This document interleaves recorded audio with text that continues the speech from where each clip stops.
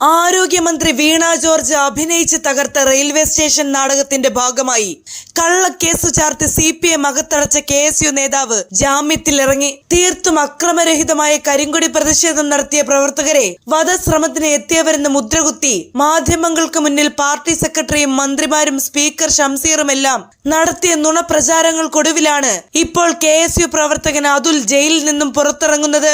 ഇറങ്ങിയ പാടെ ആരോഗ്യമന്ത്രിക്കും സർക്കാരിനും കടുത്ത മറുപടിയാണ് KSU നേതാവ് നൽകിയത്. ആ ദൃശ്യങ്ങൾ നമുക്കൊന്ന് കാണാം. പ്രവർത്തകർ MC അതുൽ KSU ജില്ലാ പ്രസിഡന്റ് മാധ്യമങ്ങളെ കാണുന്നുണ്ട്. 16 ദിവസത്തിന് ശേഷം ജയിൽ മോചിതനാവുകയാണ്.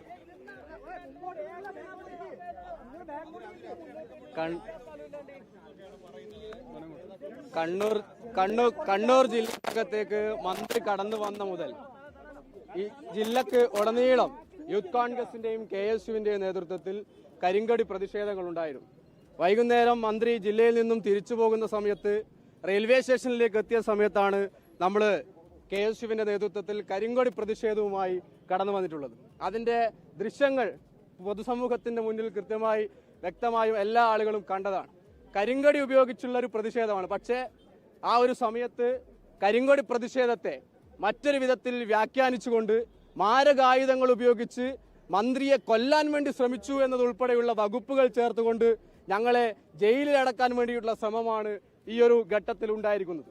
നമുക്കറിയാം, മുന്നേ ഷുക്കൂറിനെ കൊലപ്പെടുത്താൻ വേണ്ടി ശ്രമിച്ച സമയത്ത് P ജയരാജനെ ഇതുപോലെ തന്നെ തടഞ്ഞു വെച്ചു എന്ന വ്യാജ പ്രചരണം അഴിച്ചുവിട്ടുകൊണ്ട് ജില്ലക്കകത്തും അതുപോലെ തന്നെ കേരളത്തിനകത്തും വലിയ അക്രമങ്ങൾക്ക് നേതൃത്വം കൊടുത്തിട്ടുള്ള CPIM പാർട്ടി ഇന്ന് മന്ത്രിയെ കൊലപ്പെടുത്താൻ വേണ്ടി ശ്രമിച്ചു എന്നതിന്റെ പേരിൽ വ്യാജ ആരോപണം ഉന്നയിച്ച് കേരളത്തിനകത്തുള്ള കണ്ണൂർ ജില്ലക്കകത്തുള്ള കോൺഗ്രസിന്റെ പാർട്ടി ഓഫീസുകൾ, കോൺഗ്രസിന്റെ പ്രവർത്തകർ, കോൺഗ്രസിന്റെ പതാകകൾ, KSUവിനെ ഒക്കെ തന്നെ താറടിച്ചു കാണിക്കുവാൻ വേണ്ടിയിട്ടുള്ള വലിയ ശ്രമമാണ് നടന്നിട്ടുള്ളത്. നിങ്ങൾക്ക് ഇന്നത്തെ ഈ ജാമ്യത്തിന്റെ റിപ്പോർട്ടിനകത്തടക്കം വ്യക്തമാണ്. ഇവിടുത്തെ SI ഉൾപ്പെടെയുള്ള ആളുകൾ മാരകായുധങ്ങളും ഇവർ കരിങ്കൊടി പ്രതിഷേധവുമായിട്ടാണ് കടന്നു വന്നത് എന്നുള്ളത് വളരെ വ്യക്തമായി പറയുന്ന സാഹചര്യം ഉണ്ടായി. നിങ്ങൾക്കറിയാം, ഈ റംസാൻ മാസക്കാലത്ത് മുബാസും അതുപോലെ തന്നെ യാസീൻ ഉൾപ്പെടെയുള്ള ആളുകൾ ഇവിടെ ഉണ്ട്. അവരൊക്കെ തന്നെ ജയിലിനടയിൽ നിന്നും പെരുന്നാളിന്റെ ആശങ്കകൾ പങ്കുവെച്ചുകൊണ്ട് മുന്നോട്ട് പോകുമ്പോഴും ഈ മന്ത്രി ഉൾപ്പെടെയുള്ള ആളുകൾ ഏത് നിലയിലാണ് മുന്നോട്ട് പോയിക്കൊണ്ടിരിക്കുന്നത് എന്നുള്ളത് അറിയാം. നമുക്കറിയാം, ഇതൊരു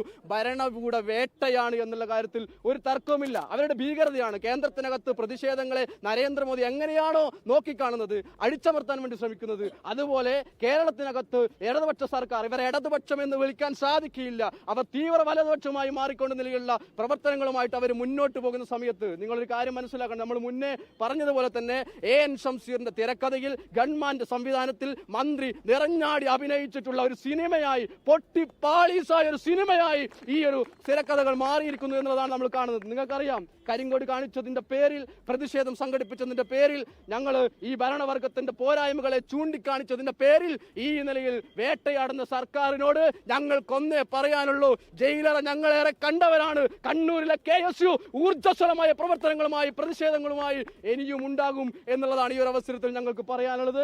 നിങ്ങൾ ദൃശ്യങ്ങളൊക്കെ തന്നെ കണ്ട സ്ഥിതിക്ക് ഇനിയുള്ള പ്രതിഷേധങ്ങളിലൊക്കെ തന്നെ സജീവമായി നമ്മൾ ഉണ്ടാകുമെന്നാണ് ഈ ഒരു അവസരത്തിൽ പറയാനുള്ളത്.